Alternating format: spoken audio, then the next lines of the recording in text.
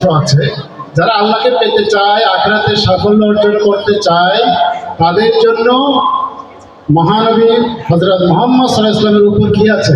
চট্টগ্রামের পটিয়া উপজেলার জঙ্গলখাইন ইউনিয়নের উজিরপুরে ইউনিয়ন কৃষি স্কুল অ্যান্ড কলেজ মাঠে আজ এক বর্ণাঢ্য সিরাত মাহফিল, অভিভাবক সমাবেশ ও পুরস্কার বিতরণী অনুষ্ঠান অনুষ্ঠিত হয়েছে।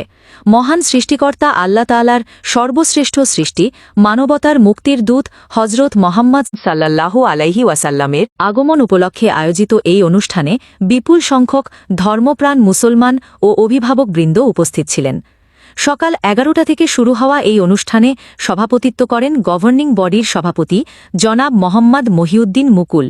অনুষ্ঠানের উদ্বোধক হিসেবে উপস্থিত ছিলেন অত্র প্রতিষ্ঠানের অধ্যক্ষ জনাব মোহাম্মদ ইসমাইল। অনুষ্ঠানে প্রধান অতিথি হিসেবে উপস্থিত ছিলেন চট্টগ্রাম আন্তর্জাতিক ইসলামী বিশ্ববিদ্যালয়ের আরবি ভাষা ও সাহিত্য বিভাগের চেয়ারম্যান ড মঈনুদ্দিন আজহারি। তার জ্ঞানগর্ভ আলোচনা শ্রোতাদের মুগ্ধ করে। তিনি হজরত মোহাম্মদ সাল্লাল্লাহু আলাইহি ওয়াসাল্লামের জীবন ও আদর্শের বিভিন্ন দিক তুলে ধরেন এবং এর গুরুত্ব সম্পর্কে আলোকপাত করেন। বিশেষ অতিথি হিসেবে উপস্থিত ছিলেন হুলাইন হজরত আয়েশা সিদ্দিকা রাদিয়াল্লাহু আনহা মহিলা মাদ্রাসার প্রতিষ্ঠাতা জনাব জাকির হোসাইন। তিনিও তার বক্তব্যে সিরাতের তাৎপর্য এবং বর্তমান সমাজে এর প্রয়োজনীয়তা নিয়ে আলোচনা করেন। অনুষ্ঠানের দ্বিতীয় পর্বে অভিভাবক সমাবেশ অনুষ্ঠিত হয়, যেখানে প্রতিষ্ঠানের শিক্ষা কার্যক্রম ও শিক্ষার্থীদের অগ্রগতি নিয়ে আলোচনা করা হয়। অভিভাবকবৃন্দ তাদের মূল্যবান মতামত তুলে ধরেন এবং শিক্ষক মণ্ডলীর সাথে মতবিনিময় করেন। সবশেষে পুরস্কার বিতরণী অনুষ্ঠানের মাধ্যমে বিভিন্ন প্রতিযোগিতায় বিজয়ীদের হাতে পুরস্কার তুলে দেওয়া হয়। এতে শিক্ষার্থীদের মাঝে এক আনন্দঘন পরিবেশের সৃষ্টি হয়। আহ্বান করে সেই সঠিক পথের দিকে মানুষকে আহ্বান করে।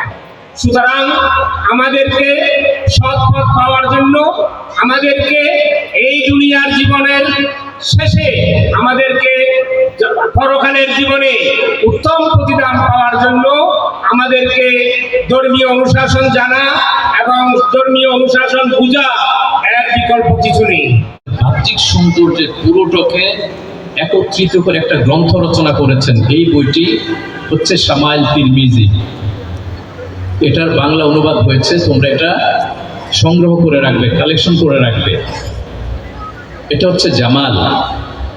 দ্বিতীয়ত হচ্ছে কামাল, পরিপূর্ণতা, যেটা আমাদের মহিউদ্দিন ভাই চমৎকারভাবে বলেছেন। এই বিশ্বের পরিপূর্ণ ব্যক্তি থাকলে একমাত্র আমাদের প্রিয় নবী, সর্বশ্রেষ্ঠ নবী মুহাম্মদ রাসূলুল্লাহ সাল্লাল্লাহু আলাইহি ওয়াসাল্লাম ছিলেন একমাত্র পরিপূর্ণ ব্যক্তি। উনি বলেছেন এই পরিপূর্ণতা আমরা হয়তো চিনি নাই, কিন্তু অমুসলিমরা ঠিকই চিনেছে।